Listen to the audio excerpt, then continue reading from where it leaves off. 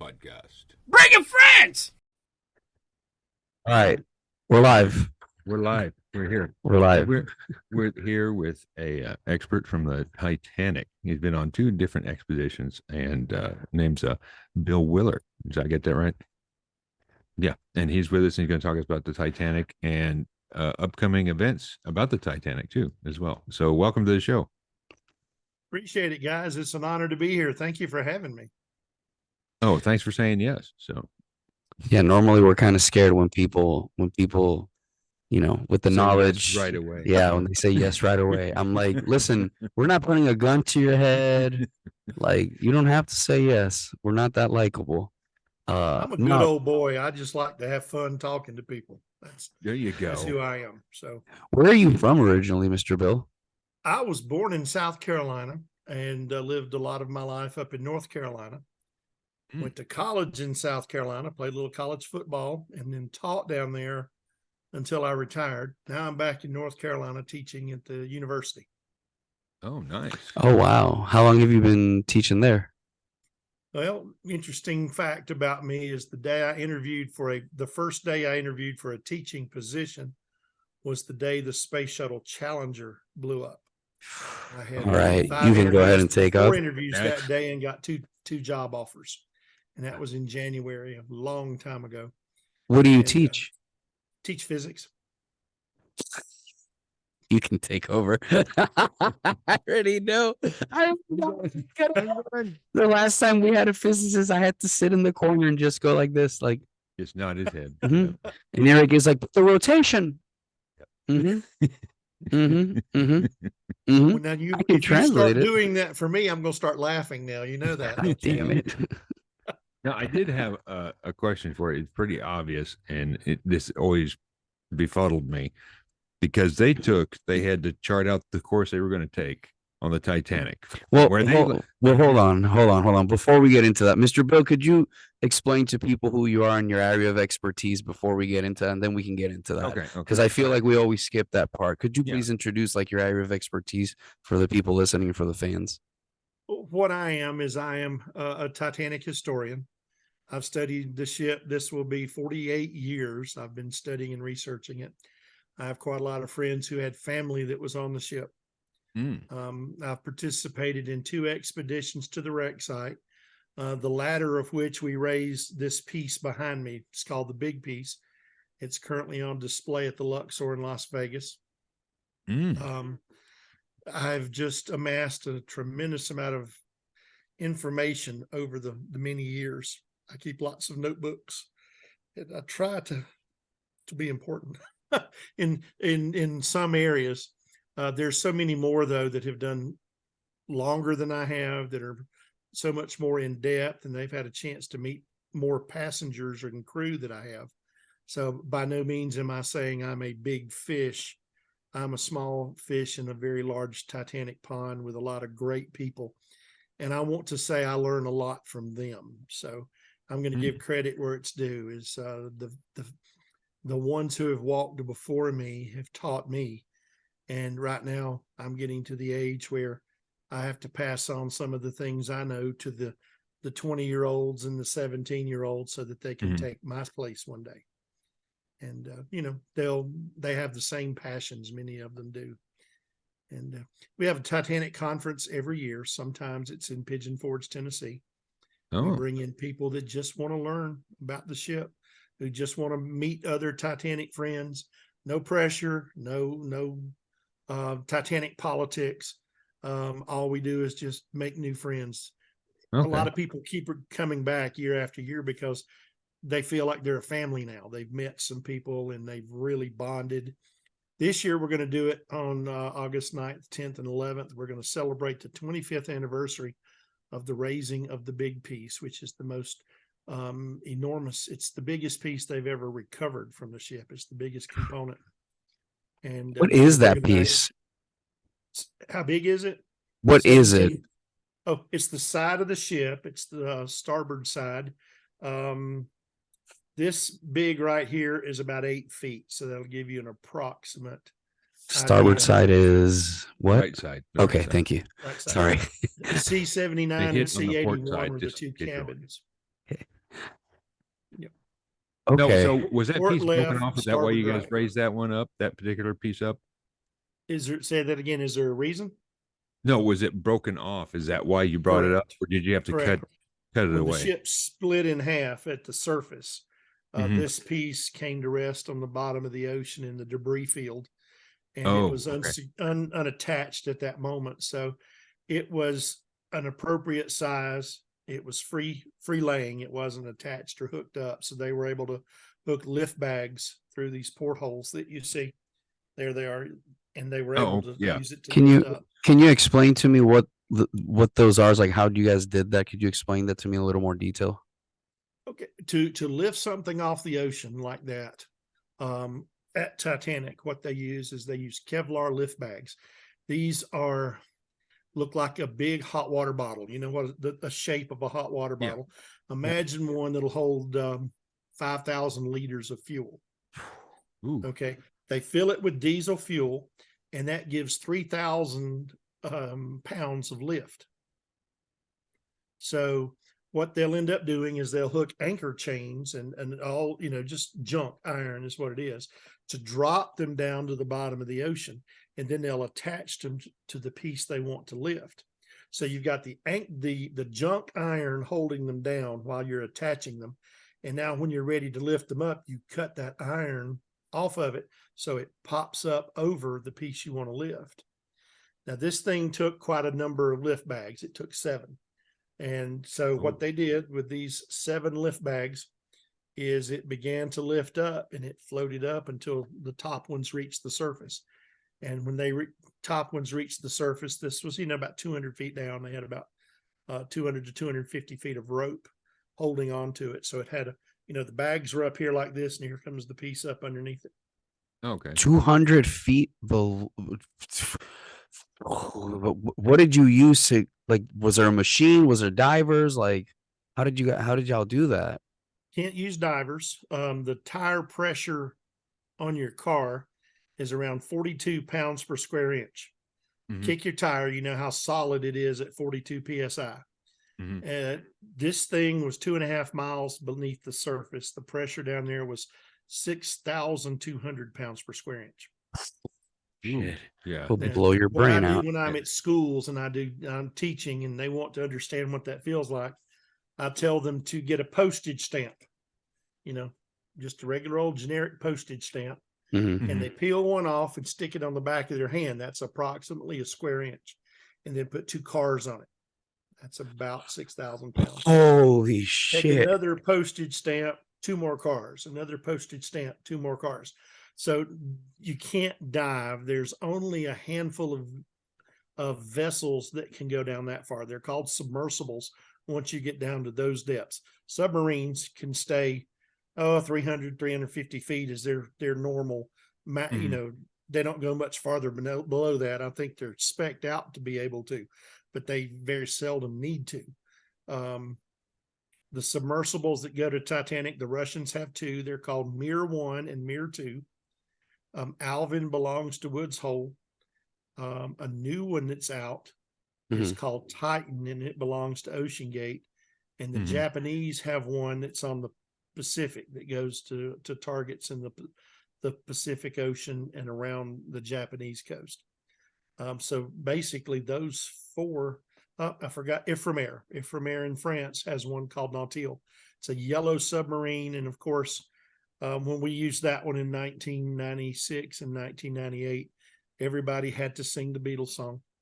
You know, Well, you think that would be a British submarine, wouldn't you? The yellow one? Well, the British doesn't have something that could go to that depth. We had Oh, okay. several British people that were on our expedition. They were from the UK, and they had good contributions to things that we did while we were out there. And so I would give them a hard time about their accent, and they would give me a hard time about my accent, and we all laughed. Okay. Well, I wanted to talk to you about my original question is they had to plot a course from when the Titanic left and where they were going to go. They knew they were going to New York, and they knew where they left. Why'd you have to look for it? They had In those radio days, and they had ships coming out to pick up the survivors.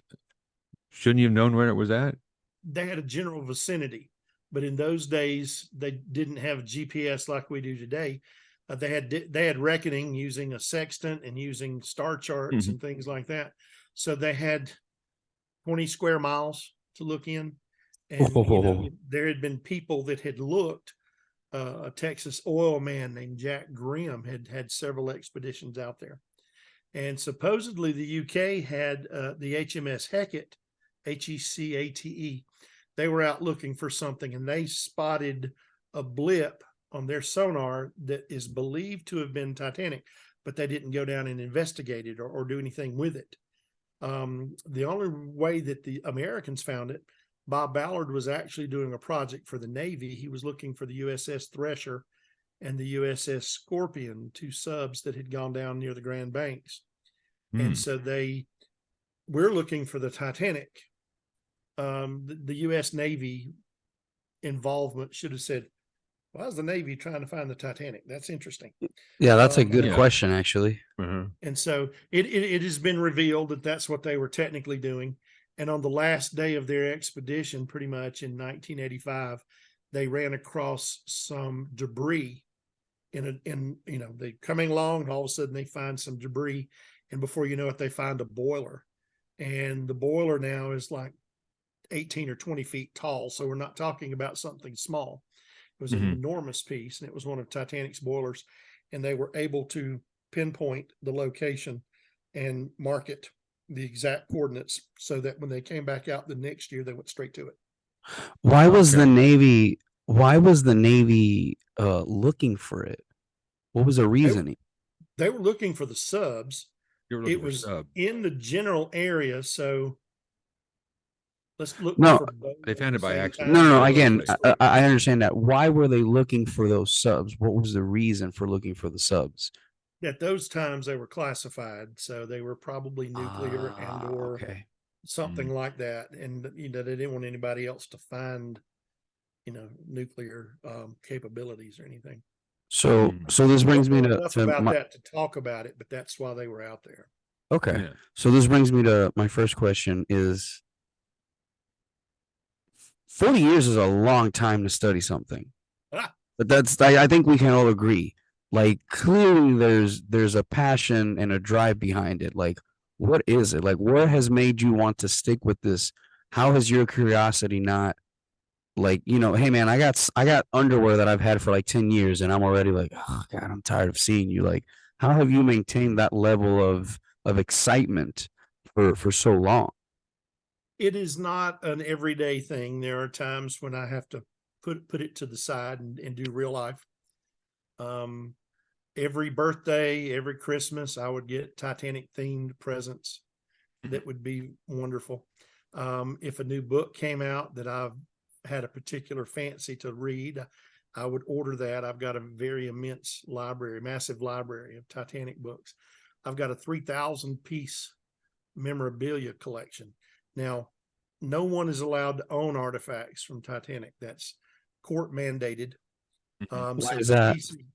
Well, because when the Salver Company, RMS Titanic Inc. is what their name is, when they made the agreement with the Norfolk Admiralty Court, they agreed to 3 caveats. Number one was that all the artifacts, such as the one behind me and some of the 6,000 other pieces that they brought up, must be preserved, conserved, whichever word you want to use, taken care of so that they would not decay and just rust apart. The second thing that they agreed was not to sell these at a public auction. If you bought a piece of Titanic, you would take it home and put it over on your mantle or on your desk, and the rest of the world would never see that ever again because you have it, you own it, it's in your house. Mine would be right over there on my mantle, okay, or in a display. So you can't pull equity or anything on it? Like, you can't use it as like, hey, I got a piece of the Titanic, let me go get a loan. Not legally. Okay. And Okay. Third, now, Okay. that's if you have something that's from Titanic and you can prove it with a definite provenance. The third thing is the company agreed to put these pieces on display in museums and exhibitions to perpetuate Titanic's story and to tell about what happened to this ship and her passengers and her crew. I believe in those 3 caveats. I support those. Some people wanted to sell the artifacts. They said we should have the right, if it's in international waters, if we find it, we recover it, we should be able to own it and sell them on the auction block, and challenge the court about it. And the court, the first level court, then the appellate court, both found in favor of the original agreement. And somebody even tried to take it to the Supreme Court, and the Supreme Court found that they supported the appellate court's decision. So they did not hear the case. So that was the end of the chance to try and sell the artifacts. There have been a couple of expeditions out there that are illegal, that supposedly and is believed to have recovered artifacts illegally. And I reported one of those to the court. I had a 75-page document with photographs. We found somebody that let me have photographs from the expedition. Well, how did you report it? How did you find that out? Oh, I have my sources. Oh, we have sources. And it's like this: when somebody's doing something illegal and one of the illegal guys makes somebody mad, they want to get revenge. Yeah, I get that. They will, even when you were in school, you know, and you and a buddy were doing something and got in some trouble, your buddy would rat you out in order to try to save himself. But we reported it to the court. I mailed the packet in. I even had a little CD with the pictures on there, in addition to several photographic sleeves with the pictures. I had put little A, B, C on everything, on all my exhibits, footnoted everything. It was a really nice piece of work, and the court accepted that and put it in the RMS Titanic file.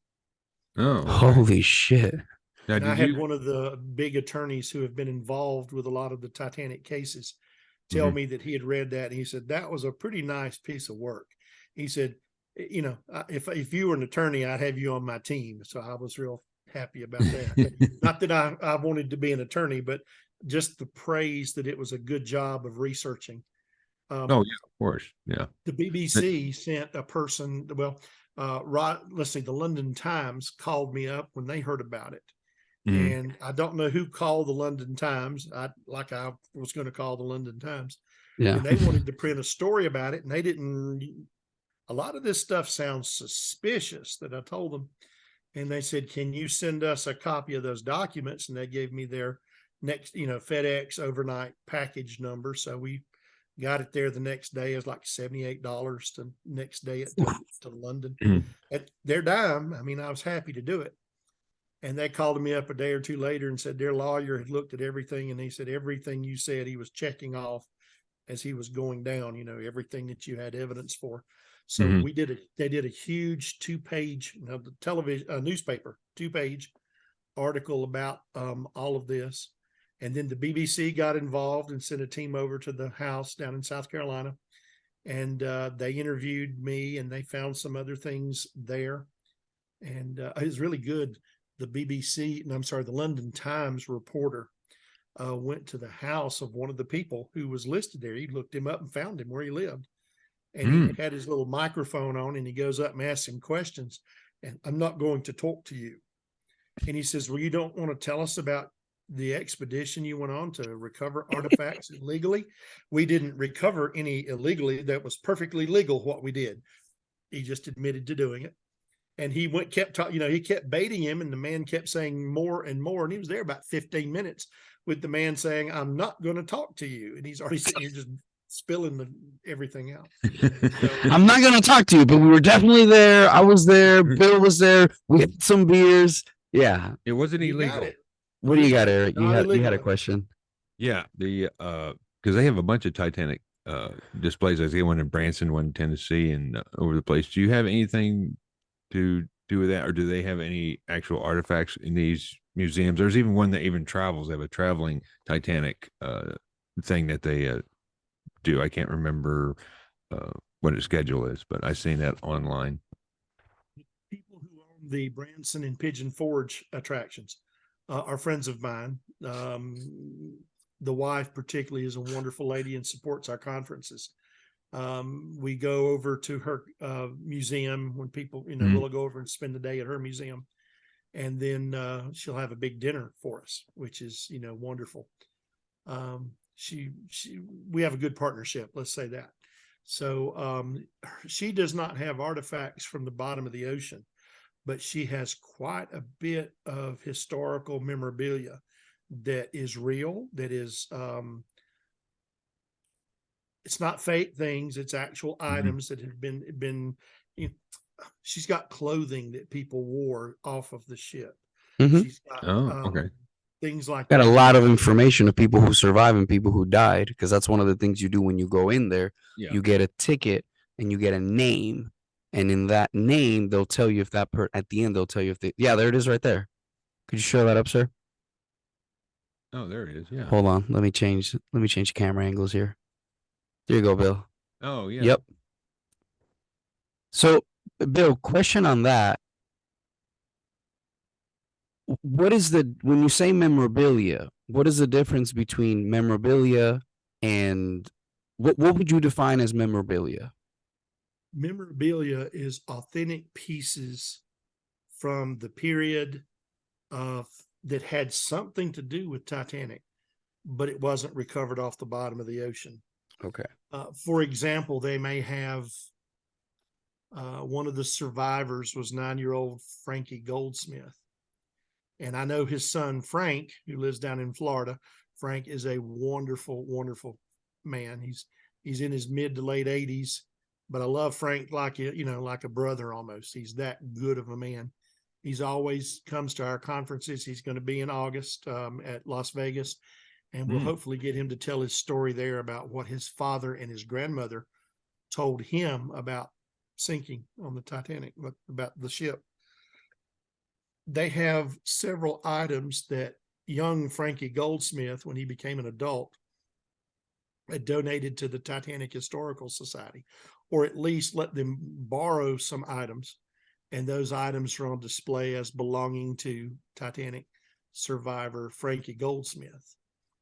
They've got a lot of things in there that relate to the time, the era, White Star. It's all wonderfully created. It really is. One of the items, their curator is named Paul Burns. Paul is a wonderful man. Paul brought to our conference this past August the exact life belt, and it's been confirmed and it's been proven by Providence. The exact life belt that John Jacob Astor's wife, Talmadge, my mind went blank. Madeline Talmadge Force was her name. Madeline Astor wore off of the ship. It was her life belt that she wore into the lifeboats. Holy shit. Are those, do people sell those and stuff like that, or? Oh, there are about 6, I think, that are known. And those are all very securely treated and locked up and taken care of. There's people all the time on eBay and other places. Now, I'm not trying to disparage eBay at all, but there's people that use eBay to try to sell fraudulent items. So one has to be very careful when, caveat emptor, let the buyer beware. If somebody wants to sell a life belt off the Titanic for $500, it's a fake, because those things are not going to go that cheaply. $500. The ones they I'd have all of Titanic, them. the Titanic movie life belts go for more than $500. Okay. The ones used in the Mr. DiCaprio movie. Okay. And Eric? Cameron movie was. Go ahead, Eric. Yeah. So when you're doing that, did you guys do any research on the actual White Star company? Because this was their biggest, it was their flagship, the Titanic, and they had another one, the Olympia, I think is what it was called. Olympic was what their happened with flagship. That was the first one. And Bruce Ismay was the head of the board, the chairman, and the owner of the group that owned White Star was International Mercantile Marine, and one of their big investors was J.P. Morgan from America. So Ismay was in competition with the Mauritania and the Lusitania and that group of ships. Now, the Mauritania and those ships had speed going for them. So Ismay said, we want luxury. We want, it doesn't have to go as fast as the other ship, but it would be nice. But we want it to be more luxurious. So we'll get the better passengers. They would rather take an extra day and go in luxury than to, be in bad accommodations and fly. So they did that with Olympic. Olympic was the first ship, and they took a lot of pictures of Olympic because it was the first. Titanic was a little bit larger, and they didn't take as many pictures because they're going, we got the Olympic, that's okay. But when Titanic went down, they wanted pictures of Titanic, and there weren't any. So they would get their Olympic pictures and say, here's the Titanic. So here's half the world thinking that, this is the wrong ship that they're looking at. And in 1990, this is no lie here, a man named Robin Gardner in the UK starts looking at a picture of what he thought was Titanic, and he goes, they've got the wrong ship on the bottom of the ocean. You can see there in those videos, this is the Olympic on the bottom of the ocean. And so Titanic doesn't have those windows in this photograph. And so he came up with what's called now a switch theory, that Olympic did have an accident with a British warship called the Hawk. They took it back to fix it at Belfast. And once it was fixed, it became underway again. The Olympic was hit, boom, just about like that, with a point on. So you have a triangular hole that was punctured into it. Didn't sink the Olympic. It didn't go below the waterline even. It just ripped into the hull. But they said they switched the ships because Titanic was almost ready. So they sent Titanic and then repaired Olympic and took time. So we have another generation of people starting in the 1990s that says it's not really Titanic down there. It's Olympic. So what is the answer? Yeah. The two friends of mine, Mark Churnside in the UK and Steve Hall in Australia, both of them have written outstanding books on proving switch theory to be a bunch of hooey. Now, for all of you not in the South, hooey, you don't want to step in it if you're in a pasture. Okay. What are the name of those books? It addressed switch theory. If you do proving switch theory wrong, you can get several names of them. Okay. All right. They're over in my library. I'd have to run in the other room and find them real quick to get the names. But all of them have my little foot, where I've highlighted and made little notes in the columns. And they're excellent books. Both of them are very entertaining reads, and they prove it without a doubt. When we recovered artifacts in 98, 401 are written on a lot of the artifacts. When they built Titanic in Belfast, Olympic was ship number 400. That was the keel that they laid down, number 400. They built Olympic. Next to it was keel number 401. That was Titanic. So they would bring all these items over by train. A crane would pick them off and put them in the yard so that they can put them on the ships while they're constructing them. All the 400 items went to Olympic. They were there first. All the 401 items started being put on Titanic. So there's no doubt that it's Titanic at the bottom. Absolutely no doubt because of those numbers. Yeah. I heard that theory because it was supposed to be some sort of insurance scam, but and some girl on TikTok has just released, it's not Titanic down there, it's the Olympic. Yeah. And I'm going, good grief, that's a TikToker, all right, That's a TikToker. Yeah. And so go ahead, Eric. All of a sudden here goes thousands of people going, it's the wrong ship. We've been lied to. And we're going, oh, please stop. Not again. We've already tried to go through this now for 20 years. Here we go with another generation of, I'm going to believe anything something puts in front of me. Just let me follow it around like a little sheep. Now on the Olympia, did they put more lifeboats? No, lifeboats. Good question about lifeboats. This is a model of Titanic. Okay. Holy now the shit. British Board of Trade said if you have a ship this big, you had to have X number of lifeboats on it. If it was this big, you had to have even more lifeboats, and this big, you had to have even more lifeboats. The largest ship they had dealt with said you have to have 16 lifeboats. Now they were thinking the size of my suspenders is 16. You know, they didn't think about something that was much larger. And so Titanic only had to have 16 lifeboats, but it had 20. Olympic had 20 as well. And so they had 4 more than they had to have, but they had half as many as they needed to have. Holy shit. Damn. Think about this. Titanic was half full.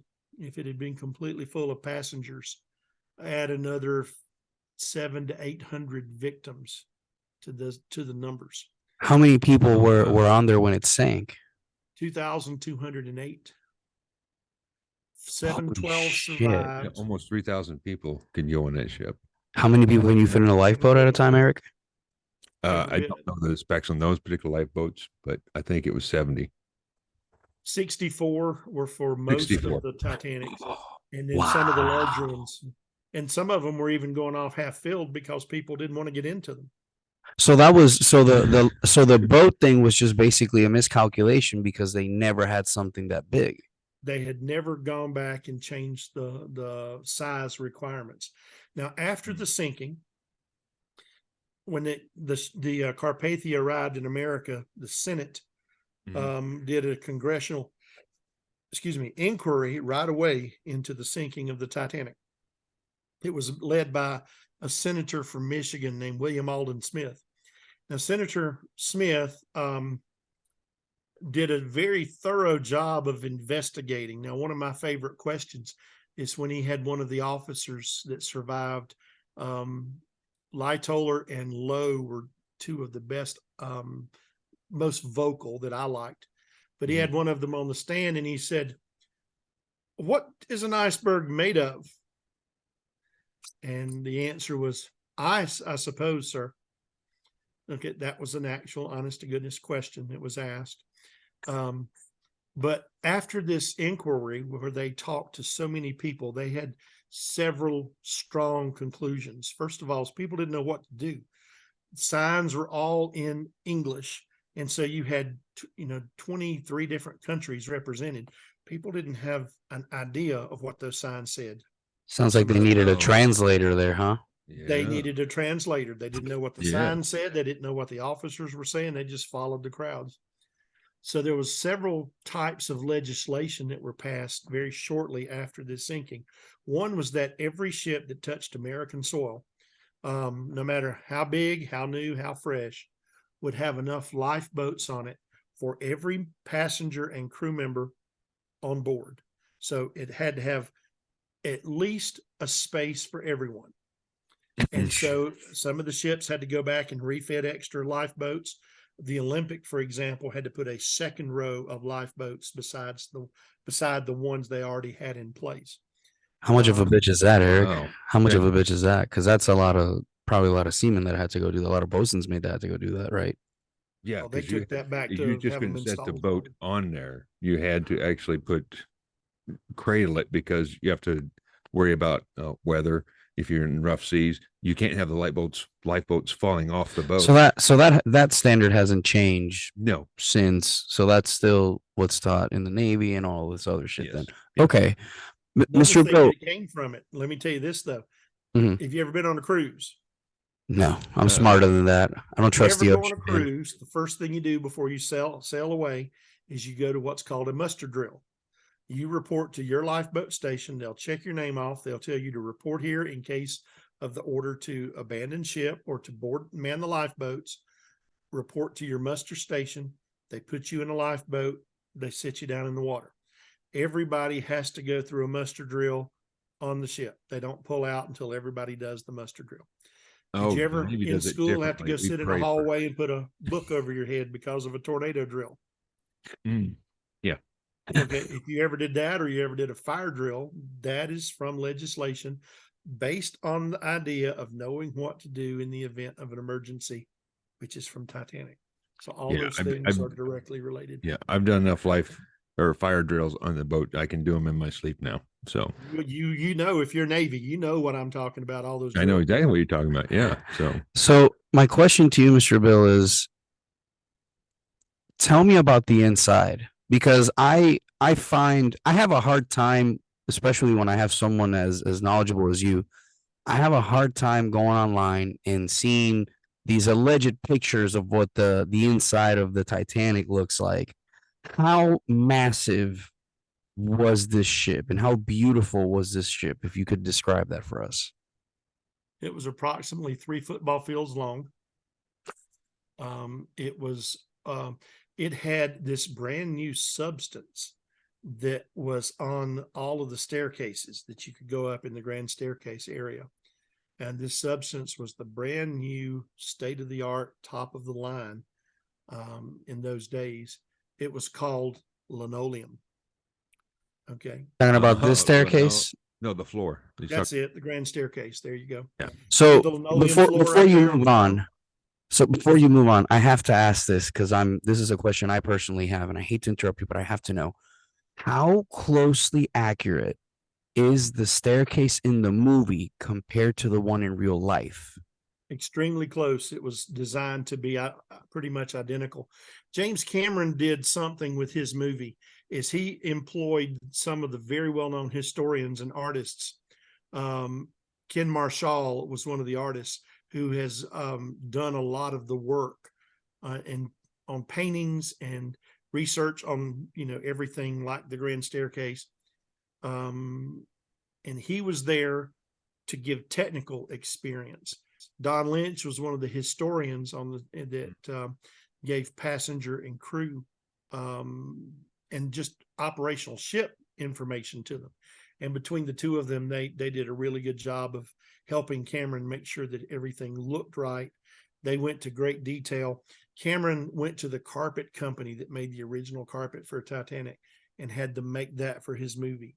He went to the people who made plates and cups and lamps and all those things for the original Titanic. He said, please use the same pattern. I want this for my movie. And so he wanted to be very, very accurate. The only thing that was different about that, the tallest man on the ship was John Jacob Astor, and he was about 6'3". I'm 6'3.5". At least I was when I was in my football prime.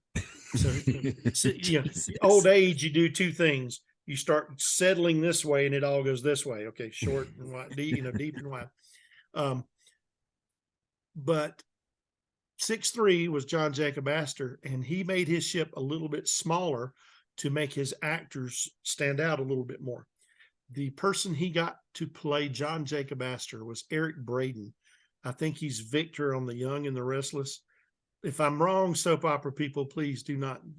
I don't watch soap operas, but I think that's what show he's on. My generation remembers him from a TV show called Rat Patrol in the 1960s. Great war series. That's who Eric Braeden was. But he played John Jacob Astor. If you have gone to see the movie, he asked Jack, would you be from the Boston Dawsons? And he says, the Chippewa Falls Dawsons, actually. He goes, yes, okay, I see. That was the character that played John Jacob Astor. But he's 5'10". So, that's a good 5 or 6 inches there that you're giving up. So if we were standing in the ship nowadays, it would be huge. Everything would be huge. It was very standard. He was just a tall person, but he wasn't that tall in real life, the actor, at least. Yeah. Mm-hmm. But it had the state of the art in everything. It was the most luxurious ship, and it was designed to be. A lot of people said that third class in Titanic was as good as second class in other ships. It was that special. There was a group from Ireland called the Attergool 14. That's a group that I've really researched a lot.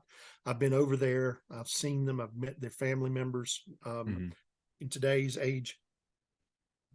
The Attergool 14 were absolutely poor dirt farmers in Ireland. They what they grew from the ground, livestock they had is how they survived. They were so poor that it took them 3 years to save the money to go on Titanic. A ticket in those days was £7. It's like $10. But that's how poor they were, is it took them 3 years to save up that type of money. So these people get on the ship. Now, Ireland back in those days, they had large families, because the more families you had, the family members, the more you could do that, help you do things. Yeah. They had never slept in a bed by themselves. They'd never seen running water in their room like they had there. They had never eaten with actual plates and metal silverware. Wow. And they even brought out food for them to eat that the people had never seen before. And like a banana. They had never had a banana before. And so they're sitting here watching this yellow thing and watching, what are these people doing with this yellow thing that's laying on the, on the fruit basket? And somebody peeled the banana. And so one of them got courageous and peeled one and used a knife and a fork. And so that part, so that scene in the movie when Mr. DiCaprio is he's like eating and everybody's looking at him weird the way he's eating, and he's like, "What's this?" That was pretty accurate. Mm-hmm. He would not have known, look at all these forks. What are they all for? Yeah, he's like looking at him all weird, like, yeah. And the one I had looked like a little wooden ice cream spoon out there too, Yeah, the one he pulls in the scene, and the lady goes like, "Put your hand," like, yeah. There you go. That's incredible. How did they get all those details for the movie? They know from the researchers starting in 1912. There's been a lot of things that have been written about what they used. There are Titanic people called rivet counters that can tell you the number of inches from a doorknob to the hinge, that can tell you the exact heights of certain doors in certain cabins. They really go to great expense and great detail learning those things. And I'm not a rivet counter. I'm not disparaging those that do it, but my goodness, those rivet counters know so many details. And it's great to have them covering that end of the spectrum. And so they've just learned over the years and amassed knowledge, and you put the best of the best together. And Cameron did a good job. I call the movie Jack and Rose on the Love Boat, because if you take out the Jack and Rose and Hockley part of that story, everything else is a pretty realistic approach as to what happened. There's one scene when Jack is going up to meet Rose on April 14th. It's the day the ship sinks that night. And she's in church singing. Okay. And he steals the jacket to put on. He just picks it up.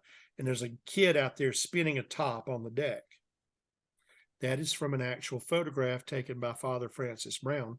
He left the ship in Ireland, but he took a picture of a young boy from the state of Maine named Douglas Spedden, who was 6 years old, spinning his top. May have been 8 years old. It's late here. But he was a young boy spinning the top, and his father and another gentleman are in the picture. And so Cameron set that movie up, and Jack goes behind, picks the jacket up, and then goes back and goes to find Rose. And the father in that picture is the historian Don Lynch. They let him have a small little cameo in there. Oh, wow. Did a great job. What you got, Eric? Oh, I was going to ask, was it because in the movie, Mr. Esme talked to the captain of the boat and tried to go faster because he wanted to beat the time going across the Atlantic. Great question. Only evidence is Ismay himself survived. The captain did not. And a couple of people were nearby when they heard Ismay say, "Could we go a little faster?" I'm paraphrasing. That's not his exact words. "Could we go a little bit faster if we light up the other boilers?" And he said it would be really nice to get in the night before we're due the next morning, to get there earlier. And we set a good little first run for speed. And the captain in the movie said, "I'd rather break the ship in first. Let's get the engines used to running. Let's see how they are before we do a lot more." Titanic's route was more southerly than one would take. So that's why icebergs were unusual. And it's one Yeah, of I those heard it was errors. unusual for them to actually see an iceberg on that particular route. Could at that time of year it was unusual, but you think you move the ship's wheel 1 point for 10 minutes anytime during the voyage, Yeah, and they that's true. don't even get close to the ice. Yeah. So it was one of those, it's nobody's fault. It was just one of those things that was destined to happen, and it's tragic that it did. Yeah. Because there's a lot of stuff in the movie I didn't know if was true or not. And that was one of them. I knew that Mr. Ismay survived because he jumped on the boat, on one of the lifeboats, when they were just loading women and children. Correct. It Ismay spent the rest of his life having to live with that.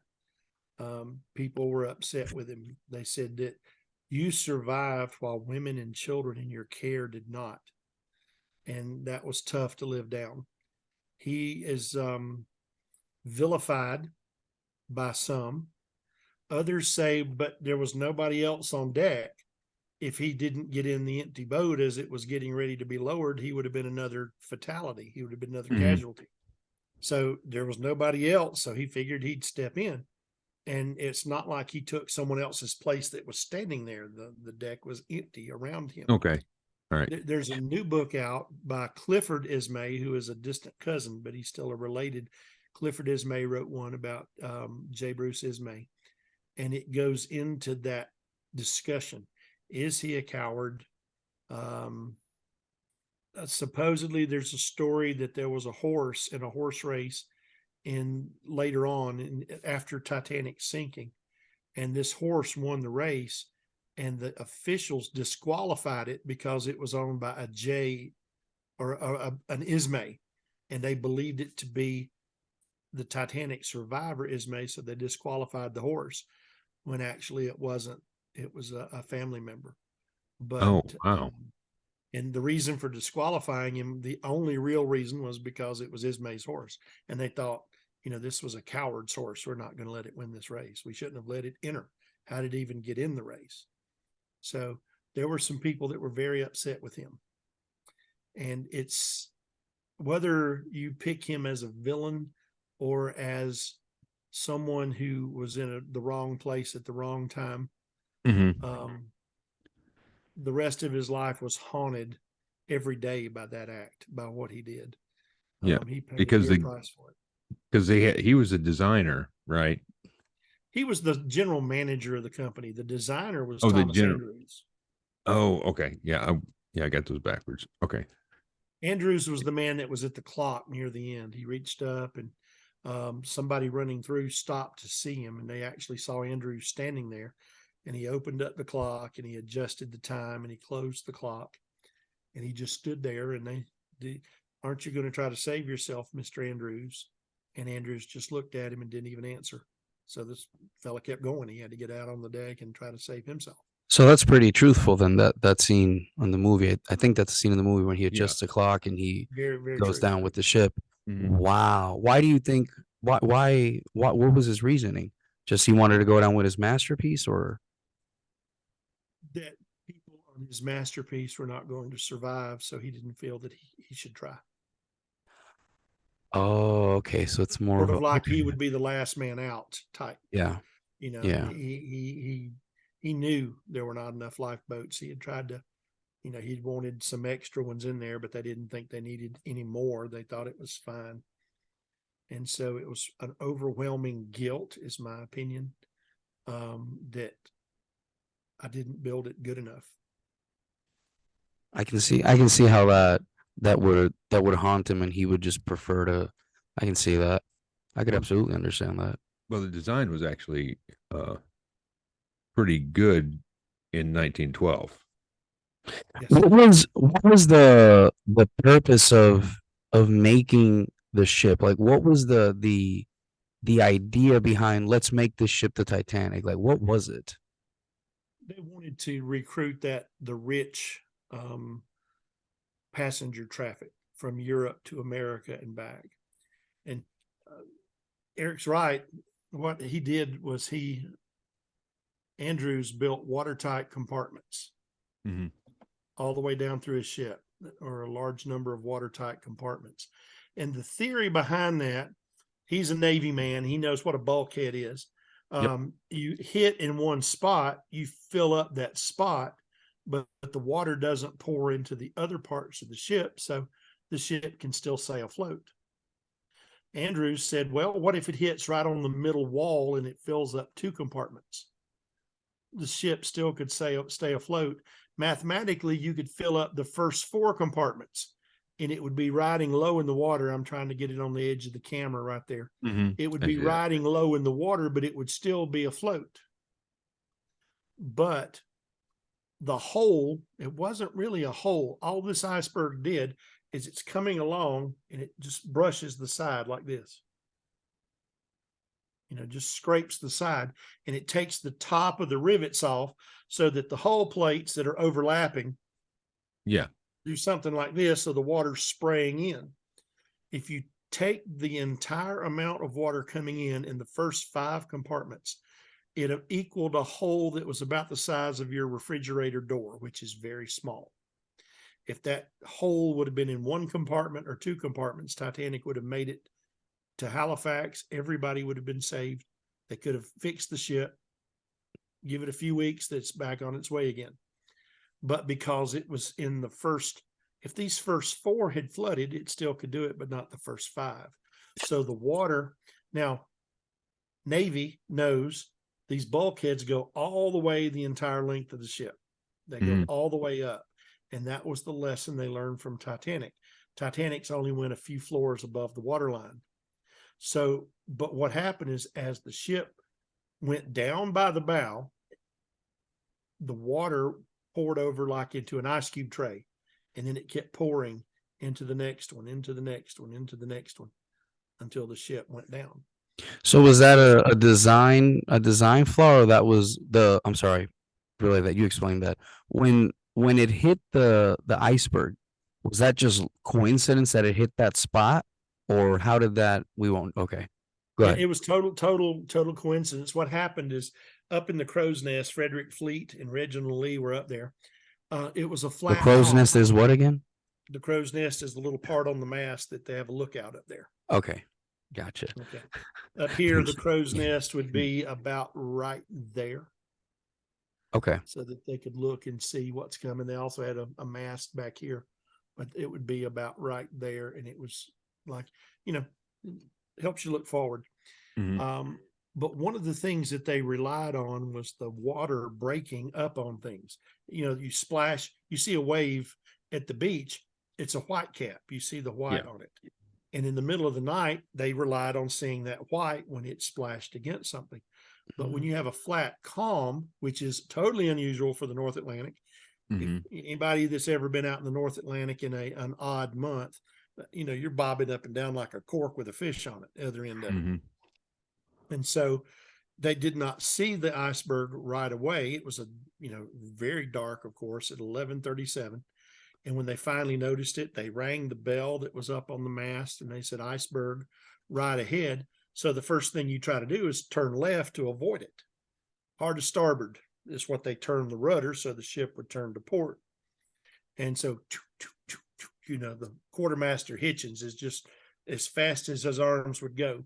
He ordered the watertight doors closed just in case. And it started turning, but it was, very late. It was right at the end when it just glazed. Now, there's some people that say it grounded. It ran up on something like this, and then it damaged here, and that's one reason why it sank fast. But I would have to see evidence to that fact. This evidence they've seen. They know that it did that because of how it filled. But it only scraped it. It didn't make a puncture at all, but it just did that in the first 5 holes. And here's something amazing. If you go see this movie at the theater one more time while it's out, I've heard that it is past Avatar again, because there are tons of people going to see this at the theater again. The real Titanic struck the iceberg at 11:37 p.m. It foundered at 2:20 a.m. Little math says 2 hours, 43 minutes. If if you take a stopwatch and you time when the iceberg hits the ship to the moment Jack and Rose ride that thing down and stop while watching the movie. Yeah, while watching it's the 2 movie. Okay. hours and 43 minutes. It's the very same time that the movie ship sank as the real ship. And that is to give you not a lot of people knew that, but that gives you a realistic idea of how much time they have. Holy wow. I shit. didn't know that. I did not know that. No, I didn't know that. That's interesting. Oh, That is so why is it that it broke in half then? Large, long piece. This end was very heavy, so it went down. The other end went down goes at the up. bottom of the ship. So it puts a lot of torque throughout this area. Now, this area between the third and fourth funnel, they didn't have a lot of staterooms, so that means they didn't have a lot of walls shoring everything up. These are dining areas and kitchens that have large open rooms. So this end just broke down this way. I'm not going to break this little model because it's cute, but it broke, and the stern went back like this for a while, and then it began to pull it down, and that's how it went, something like that. Okay. On the back of the ship, go ahead, Eric. No, there was one thing they did on the movie, which I've never heard of before. And they said that when the ship goes down, it would try to pull you down when it sank.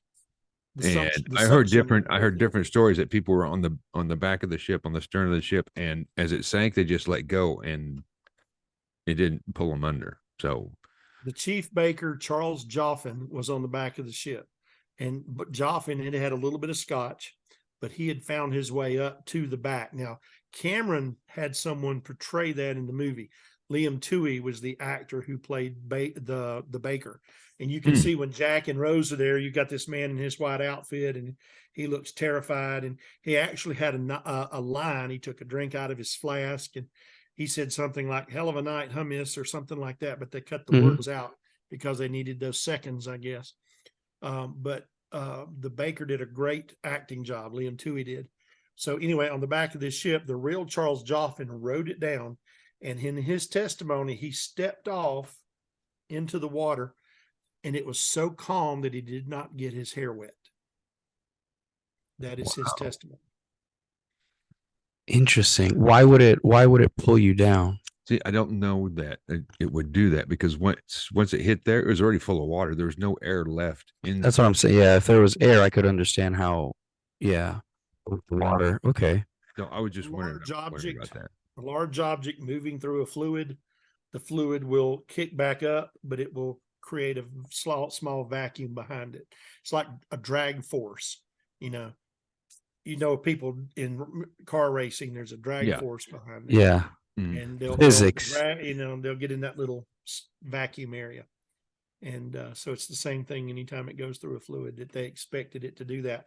But as Eric said, something that large, it was not going really fast, but it went significantly, and air was coming out every chance it had. So Joffin claims he didn't even get his hair wet. Wow. Is it true that he survived there was someone who survived, I don't know if it was him, that they had heavily drank and they were able to survive in the water? Joffin did say that he had some scotch. And I read that one, and he had a little bit more than just some scotch, Mr. Bill. He had like 2 bottles from what I read in the report. Night to Remember, they have an actor that goes around. Joffin was a bit of a hero, because he's walking around slightly inebriated in A Night to Remember, and all of a sudden he starts throwing deck chairs off the ship, and there people are going, "Man, what are you doing?" And he points down to the people in the water that are swimming over to the deck chairs, and he's tossing things for them to grab onto. And he was smart enough to do that. He had enough of his faculties to see if he could help people in the water. And as he's going back, he's doing everything he can, and he gets his way to the very back stern of the ship and climbs up on the Jack and Rose position as it starts going down. Now, was that his first day at work? Because that would be a bummer. No. He was a seasoned veteran. He died, Oh. I believe, in 1958 and is buried in New Jersey. Oh, I'll okay. tell you who he looks like. If you know Howard Hessman, used to be Mhm. Johnny Fever on WKRP. Yeah. You know, that's who he looks like. He looks a Oh, lot wow. like Johnny Fever. You know, the beard and the goatee and everything like Mhm. that. First time I saw Charles Joffin, I thought of that. Today's actor, the guy that plays, the fireman insurance commercial. Oh, Um, I know you talking. Does the I know he's talking about, but I can't. It's not coming to me. He's also in Spider-Man. He's Jameson. yeah, You know who we're talking I- about. Yeah. uh, It reminds Jonah me a lot of Jameson. him. Jameson was the editor of the paper that hates Spider-Man. Yes, yes. I can't remember the actor's name, but he's been in several movies. Yeah, that's not the guy. That's not. I know who he's talking about. The dude from Spider-Man. So the Titanic sinks. All of this stuff goes down. How long were you planning to pull that piece out of the water? Like, was it something that you always wanted to do, or how did that come about? How did you go on about pulling that piece out of the water? The original plan, J.K. Simmons, that's who he is. J.K. Simmons. Aha. That took me a minute for my phone to hear my voice and do it. George Tulloch wanted to get a signature piece, something that represented the power and strength of the Titanic story. So they were looking at different things and they ended up deciding on the big piece. Yeah. What about that piece there? And it was, that's a big piece. And that's how it got the name, the big piece. So in 1996, they had an expedition planned, and I happened to be out there as an observer. I was not a part of the expedition team, but I was an observer that year. And they had a ship that was coming out called the Jim Killibuck. And the Killibuck had an A-frame. An A-frame looks like this on the back of the ship. It's just across the back and down to it lowers and raises things. Yeah. And the agreement is that they would lower their A-frame and they would put on a crane so they could physically lift the piece out of the water this way and lay it down onto the deck. They had priced it out, pieced it out, spec'd it out. The insurance company was very happy with everything. And so while the expedition team is raising this piece and attaching the lift bags to it, the Killibuck is arriving at the site, but they didn't put the crane on it. They said the captain felt that we think the A-frame will be okay. We didn't do all that, even though it was part of their contract. Ooh. So they go to try to lift this thing up out of the water, and it's not going to come out of the water because the A-frame's not spec'd enough to lift a 17-ton dead weight hanging from it. Shit. And so here is a cruise ship orbiting with 2,000 people on it, and another cruise ship with another 1,500 people who have paid money to come out to watch this piece being raised. And it's all because the captain of the ship didn't do what he had agreed to do. So everybody's wondering what happened, what will happen. Well, this is where my name was thrown into the mix. I was on board one of the cruise ships at the time, and when I found out that they were not able to bring it up, and then we found out that Hurricane Edward was coming off the east coast of the Americas and was going to be heading toward the wreck site. That means everybody has to vacate. Everybody needs to vacate. You need to dodge a hurricane. You don't want to be on a hurricane in the North Atlantic. I kid you not. Yeah. I'm from Puerto Rico. I've survived through George and a couple other hurricanes, man. On a ship or on dry land? No, I'm dry land, bro. No. Well, I do not trust the water. You can I feel do this. not want to imagine. So here they have this 17-ton piece dangling from these Kevlar bags, and the plan has to be, what do we do to get this to shore? So I'm sitting there drinking my Coca-Cola. I don't drink alcohol. I had my Coca-Cola. All the servers at this area, they're taking everybody's drink orders, and I go, Coke with lemon, please. And they're going, Coke, seriously? So they bring all these fancy drinks to everybody and go, here you go, buddy. Here's your can. Here's your cup. They didn't even pour my drink for me. They did give me some ice, which was nice. I was just, What a fucking dick. my Coca-Cola. What a So I took a few of the napkins, and I am a science teacher, and all teachers carry some type of writing tool with them. So I took this out of my pocket, and I start making diagrams of things, and I'm looking at forces, and I'm looking at things like that. And all of a sudden, one of the people at the table had a walkie-talkie that went over to the expedition ship. And I said, I've got a solution.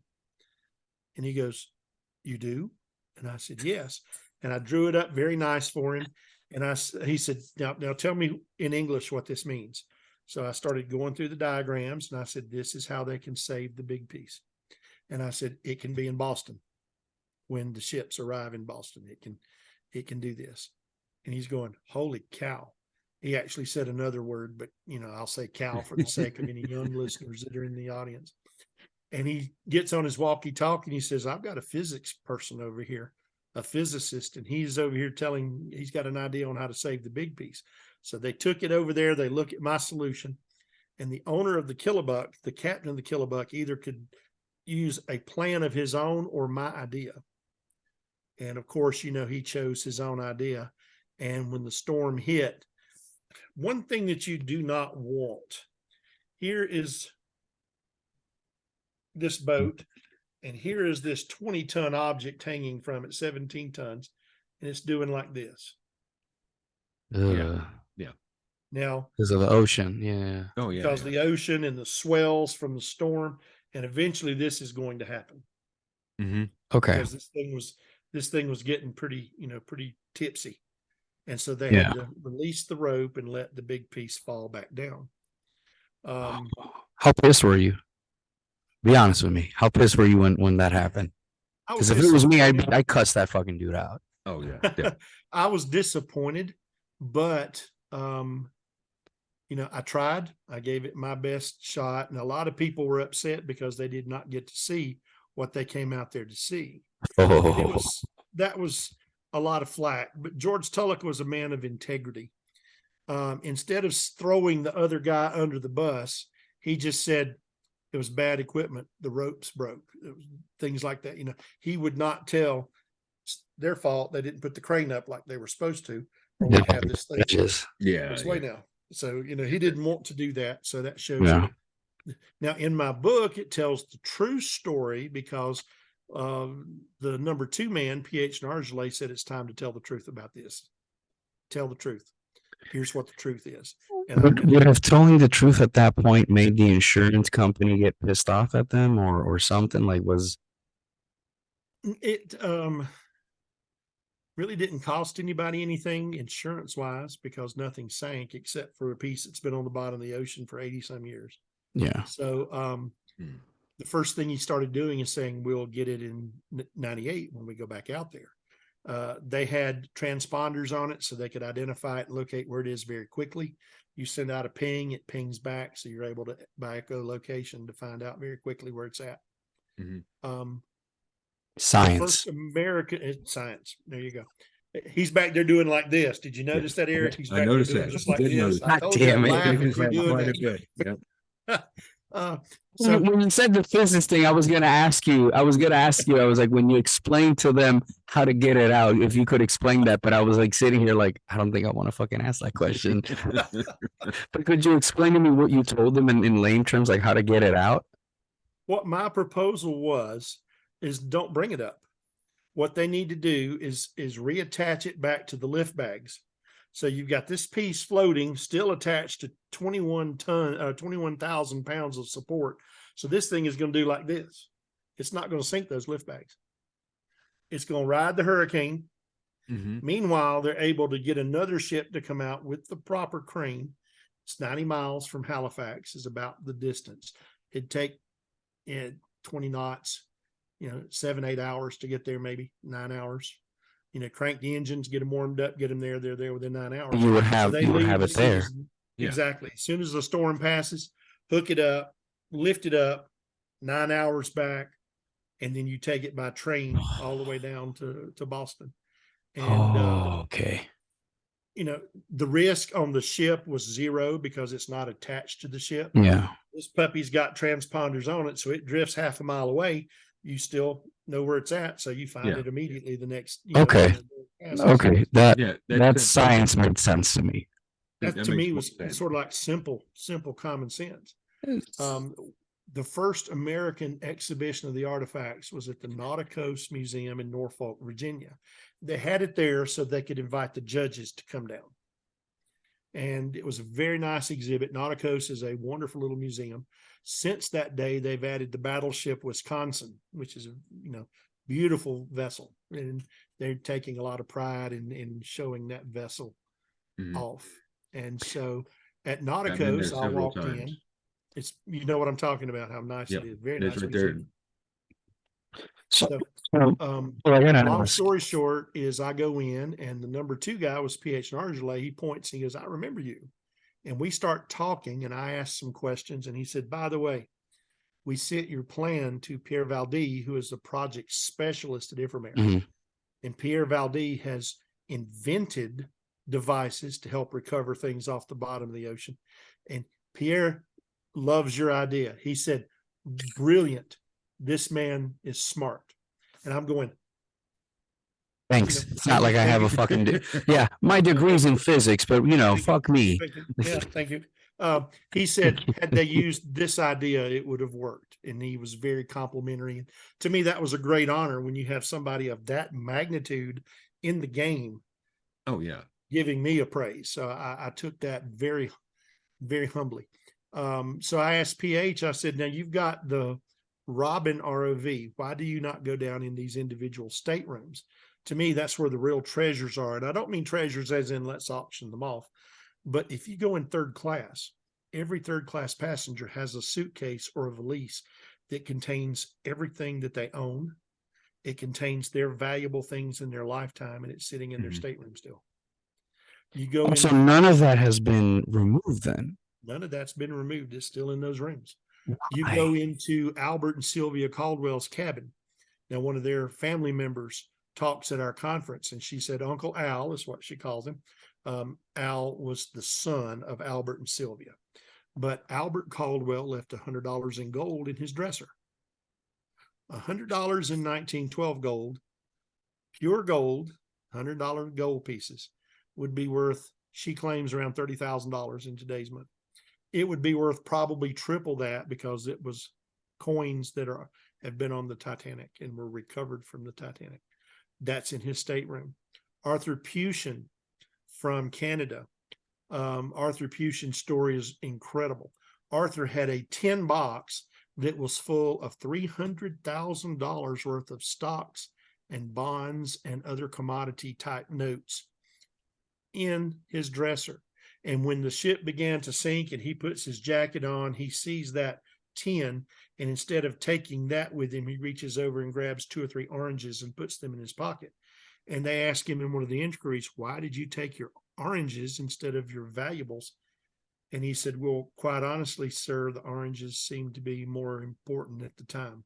Oh, that's in the movie. That's in the movie when they're going in, they're looking at things and they're grabbing. Yeah. Okay. Yeah. Wow. So Arthur Bill, Pushin's story is amazing because they are lowering a lifeboat number 6, which did have Molly Brown and Robert Hitchens in it. And they get about halfway down and she yells up, hold up, hold up, hold up. And so Lightoller stops everything and he says, what's the matter? She says, we need another crewman down here. There's not enough sailors, in other words. So he looks around and all the other crewmen are working. So he says, is there anybody here who's a seaman? And Arthur Pushin says, I'm a yachtsman. He says, can you go help them? And he says, if you'd like for me to, I will. So it's not like he forced his way in. He volunteered, and Lightoller takes a rope, pulls over one of the guy ropes that are going down to the lifeboat. He says, if you can get down this line, see what you can do to help the people in that boat. So this 53-year-old man swings out. He's 60 to 70 feet up in the air, and he's doing this number until he gets down into the lifeboat. That's how he survived. As he was going down that rope, he's holding it like this, of course, his wallet falls out. Sploosh, blip, blip, blip. It's on the bottom of the ocean. They have recovered Arthur Pushin's wallet. It was in the debris field. And you can still see the tannin in the leather, the tannic acid, the tannin preserved all the paper, You could even see that he had an appointment in the gymnasium the next day, and what time it is, it's written in pencil. You can see his appointment for a Turkish bath. Everything in his wallet was preserved, and it has lasted longer than he has, bless him. But he went down and he saved that life, helped in that lifeboat. Now, Molly Brown and Robert Hitchens got into it in the lifeboat. She wanted to go help and try to save some other people. And he said, if we go back, everybody will swamp this boat. We can't go back. And the two of them got into it. In 2012, at the British Titanic Society, the great granddaughter of Molly Brown was Muffet Brown. She was there. And the great granddaughter of Robert Hitchens was there. And that her name is Sally Nielsen. Both wonderful people. I've never met either one of them. I've seen interviews. I've talked to people about who just great praises about both of them.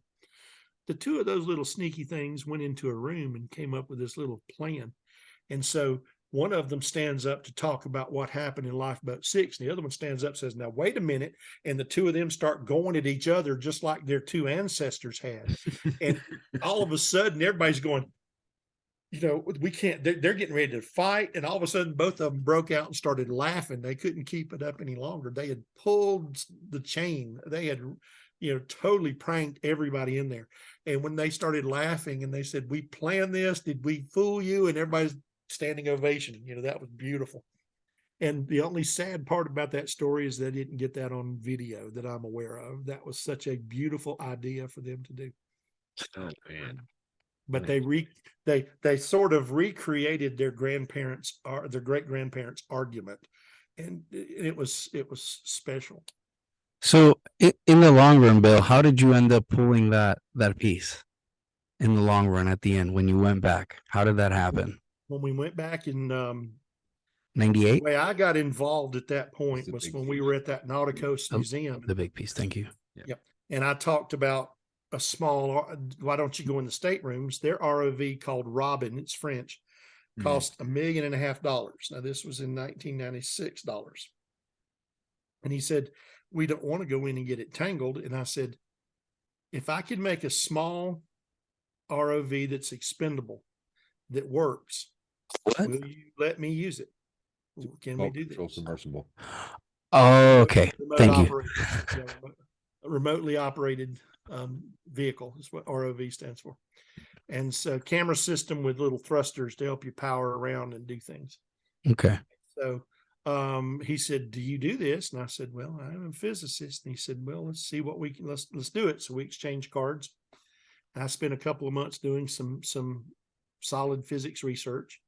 I did have some internet. I did have some phone calls. I talked to some experts in the field, and they gave me some of their advice, and I pieced together a package.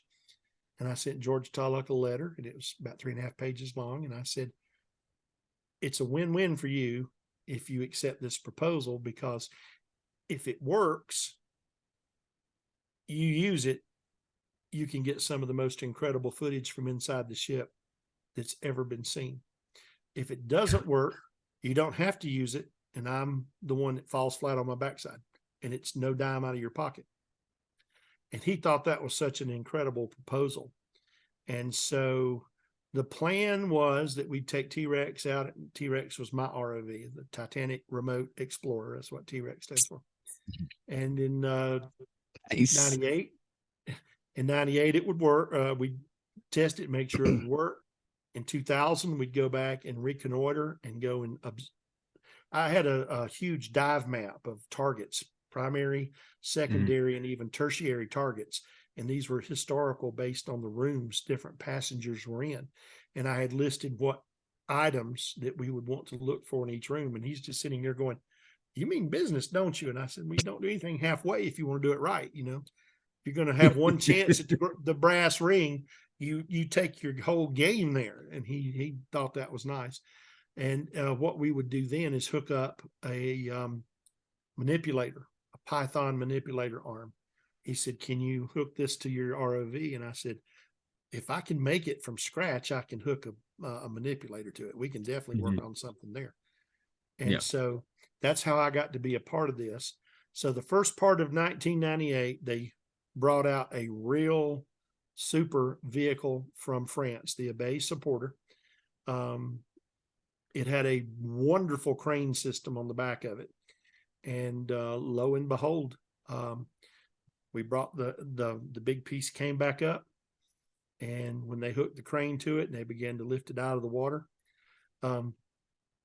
would you like to see a picture of it? 100% I would. Yeah. Okay, Definitely. give me about 12 seconds here. I just got to press the right buttons. Some people may not like to do all those things, but I love to show these. I'm very proud of the group that did this. I was one of these guys sitting in the background. Okay, so I was more of a small player in some of this. Well, let me open up the right place. I have to go to my desktop and look under my Titanic folder. Oh, you can send it to me if you'd like. I will gladly take that and post it. Oh yeah. Well, some of the photos are I do not own them per se. I'm allowed to show them when Understandable. I'm talking about it and everything. Okay. Understandable. Was that piece the like, did you said you had different spots that you wanted to look through, right? Mhm. Exactly. Did you settle for that once you got that and you were like, let's go get some more? Or were you like looking around and you found that piece and you're like, let's pull this? Well, the ones that I had listed were things that I knew that they had taken into their rooms. Mhm. It says here, I do not have screen sharing. If you'll click that button, I'll show you some things. 1 second right here. This Zoom is such a neat little thing. Nobody knew anything about it in 2019. There you go right there. There we go. Let's see it. This is the big piece laying on the ocean. Oh wow. There you go. You see how it's laying there. This Mhm. little section down here, this is about 10 feet. So this end flailed a little bit and they thought this would be dangerous. They didn't want it swapping, a car in the next lane. So Holy they shit. attached a couple of this upper quadrant, this upper rectangle is at the Luxor. And this smaller section is known as the little piece. And it is in Orlando. There it is from the side. So it's huge and it's thick. Oh, There's this- your kilobuck, and you see the little A-frame. yeah. Okay, now I'm understanding what's happening. Now I don't feel Now down. you can see, here's your lift bag. See these green bags right there? Holy shit. And so there's 7 of them that will be attached to it. This is after it's gone back down to the ocean, and you can see the ropes, how they were Mhm. attached to lift it up. So as we start getting it to the surface, this is Bob Citrick. Over to the left is Christian Patron. Bob is a tremendous speaker. He is just fantastic to talk to. One of Bob's duties on our ship is we did a live show. And the live show, at the time we did it, was number 2, only behind Charles and Diana's wedding. Pardon me, excuse me. So this live show was watched. Bob was responsible for the satellite and getting everything to work right. That's Bob's area of expertise. Here it is as it's coming out of the water. The ship in the back is the Ifremer ship, Nadir. And just to give you some scale, you'll see the humans involved. These boats are called Zodiacs. The Navy people have them too, and there's nothing more fun than to go bouncing around on an ocean in a Zodiac. It's like 4-wheeling in a Jeep on, hills and dunes and things. Now it's awesome. It really was fun. This porthole is still had some glass in it. You can see the glass in this one. They were going to lift it up and bring it in, and they're laying it down on these heavy duty ropes on this metal frame so that the ropes would give it some cushion. And as you see it coming up, there it is. That's the size of that is George. That's pH, I think. So right there, Bill. How did you feel when you saw this coming out? Like, what was the feeling when you were seeing this? Somebody said, "Look at those portholes." The last time that sunlight went through those portholes was April 14th, 1912. And all of the people standing by just went, we couldn't speak. We had that big lump in our throat. George did not see this as a piece of iron. physically it's a piece of iron. To him, he saw this as representing 2,208 people and their stories. Yeah. Many of which we don't know what about some of them. They've learned, historians over the years have learned about many of them, but there's some that they don't know much about, and we'll never know about some of these. You can see they're bringing it up. They're laying it down very carefully. This is a good one, though, to show you the size, because you can see the human over to the left of the A-frame. Oh, yeah. And that's, if he's 6 feet tall, this has got to be 25 feet right there. Holy shit. Yeah. Realistic. Look at the colors. Now, one of the things that everybody noticed right away is how this thing put off an incredible odor. Mhm. All this rust that was going on, all the bacteria eating on this iron had never been exposed to oxygen like it did when it came out of the water. If you'll notice, look at the bright yellows, and you've got reds, and you've got other colors. And all of a sudden they let off their smell, and it's like, whoa, this is something that we didn't think about. Well, what was it like, if you could describe it? Almost sulfur-like. That. So it's like on right after Taco Tuesday. A little bit. Yeah. It had a little bit more of a metallic, a rusty smell. You know what a rust is. Yeah. Back in the old days of swing sets, you could rub your hand and smell the rust. Yeah. It had a lot of that with it. But you can see, again, just look at the yellowness and everything. That is a fixture of one of the portholes, and look how clean that puppy is. Holy shit. That's brass. Look at how new. Look at how new. Wow. Eric called it, it's brass. And look at the yellow over here, all the different chemical things going on. So this is what it ended up being a few days later. And you can see how it's now all turning into what we call oxidized rust. This is oxidation with iron in its rust. What they had to do with this is they had to put a hose on it, a sprinkler type system.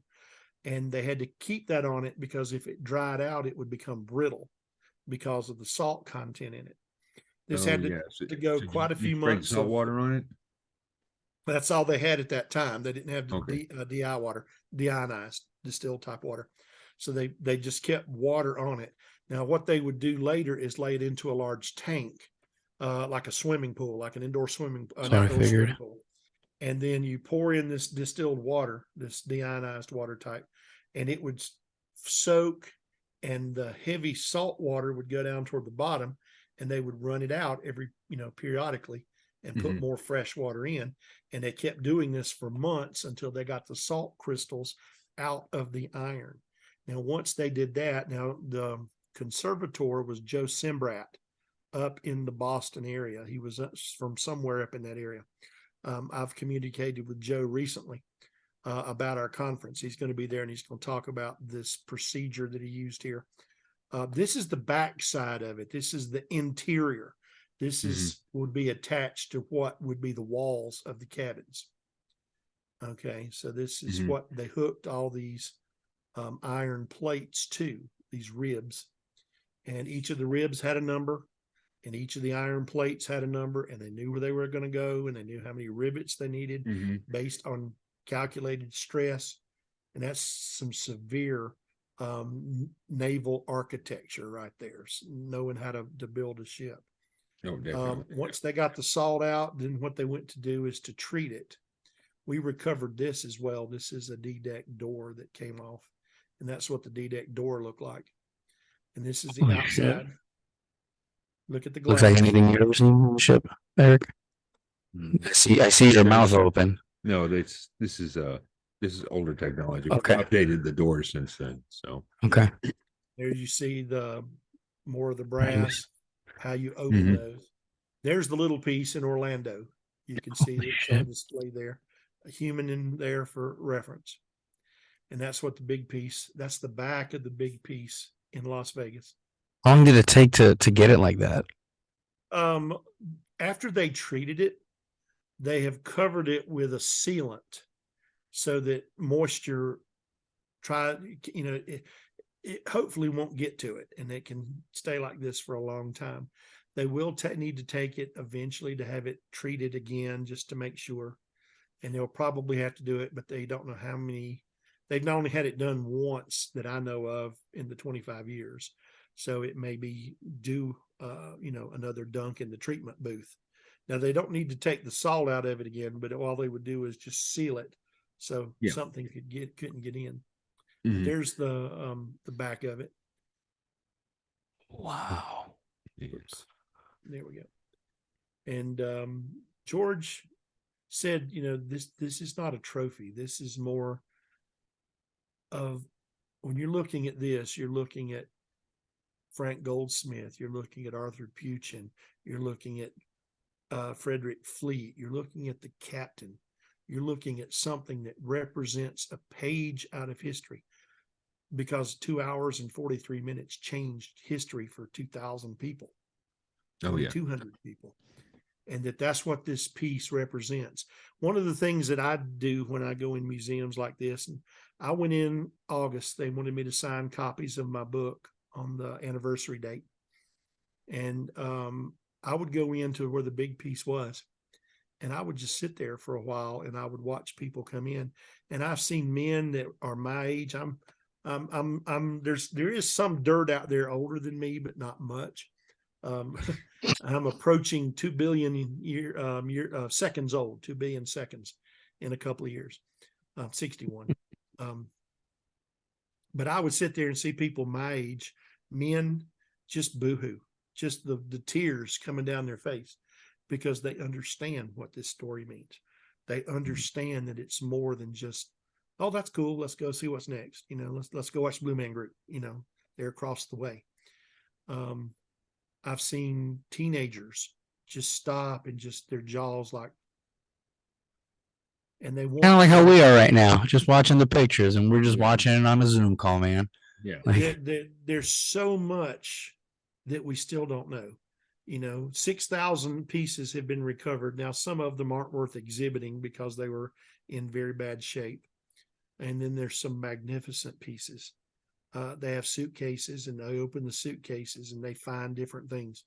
One of the things they found in the year 2000 was a Stetson bag. It was a black bag that inside of it were perfume samples.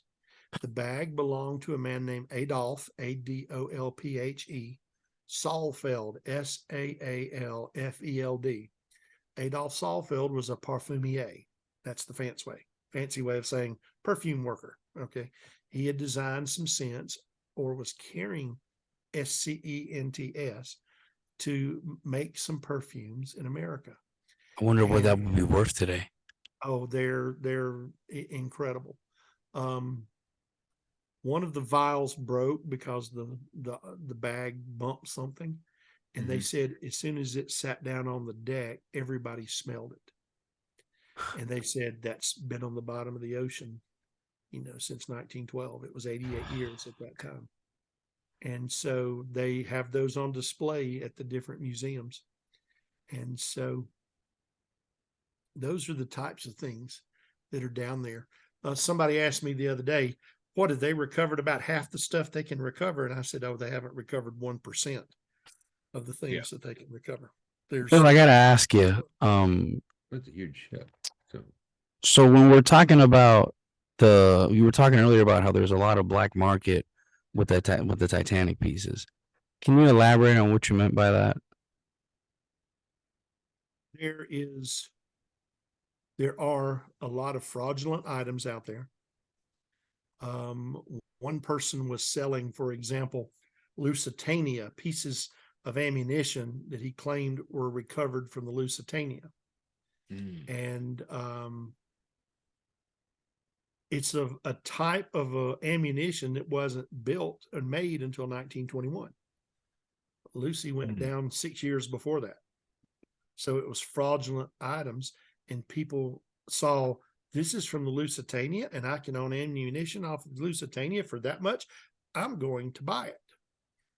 There's a big market for fake plateware, and there's some of the experts know what to look for on the real that the fake does not have.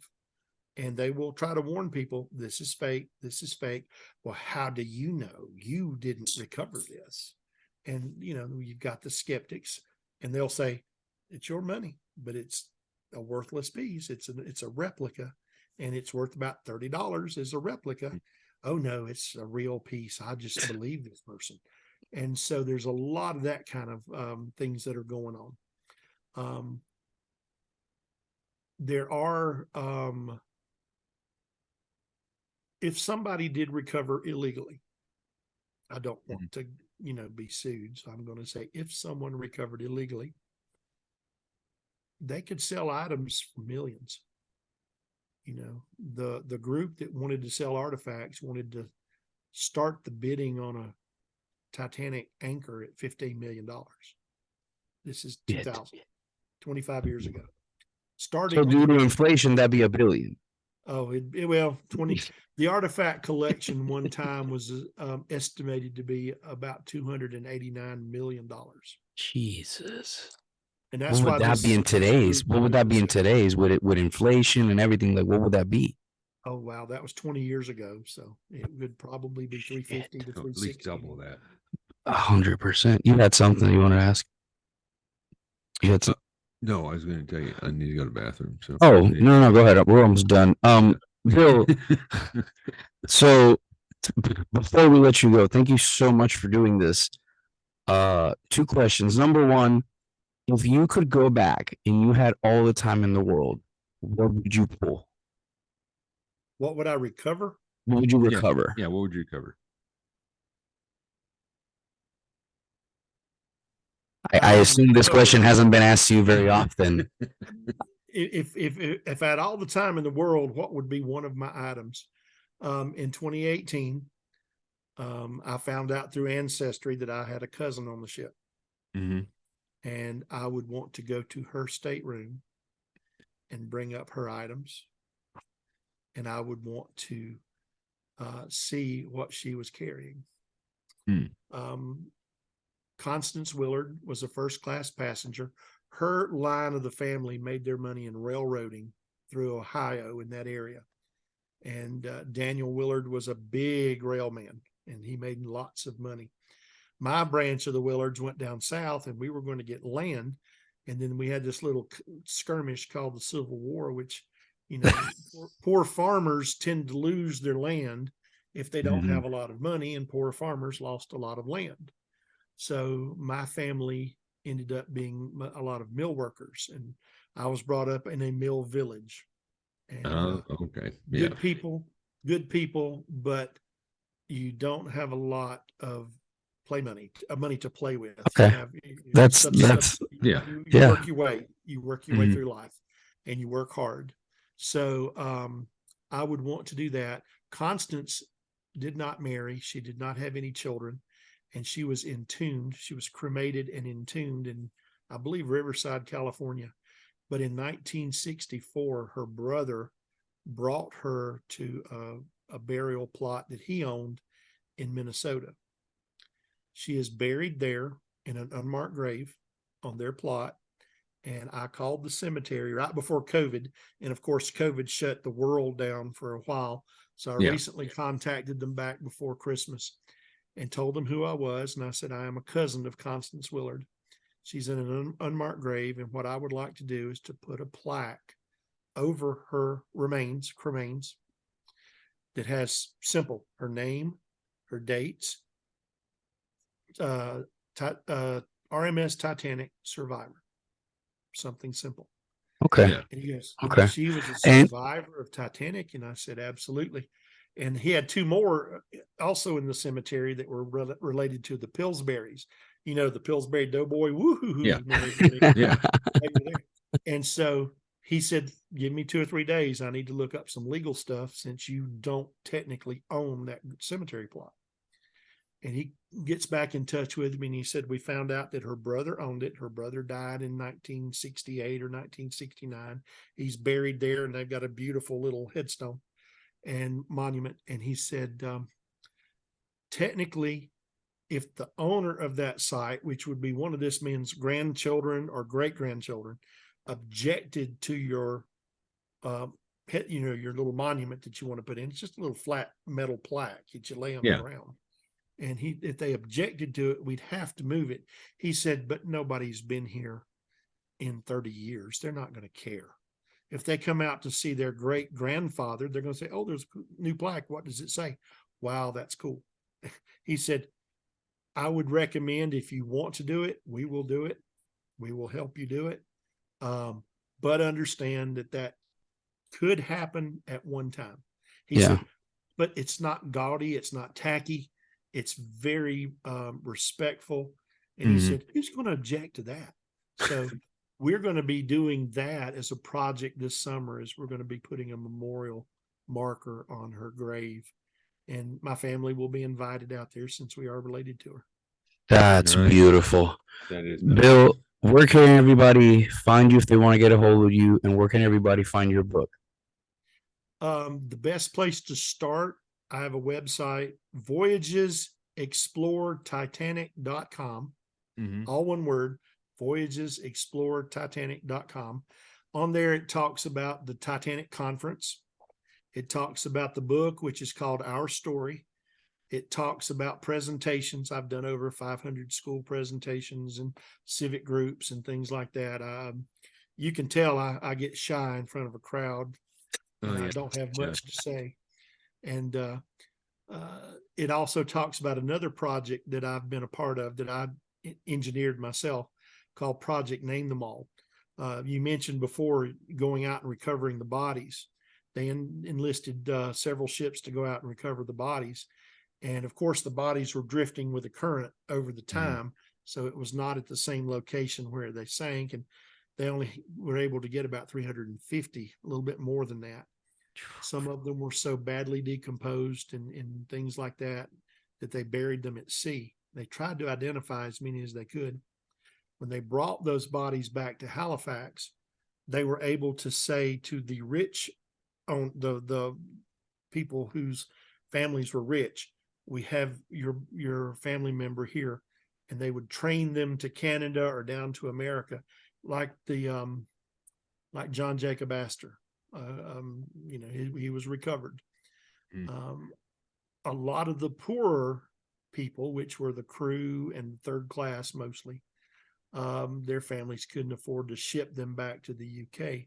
So there are 3 cemeteries there that are host of the Titanic victims. One is the Baron de Hirsch Cemetery, one is the Mount Olivet Cemetery, and the other is the Fairview Lawn Cemetery. Baron de Hirsch is the Jewish cemetery. Mount Olivet is the Catholic, and the other one is just the generic city cemetery that everybody else went to.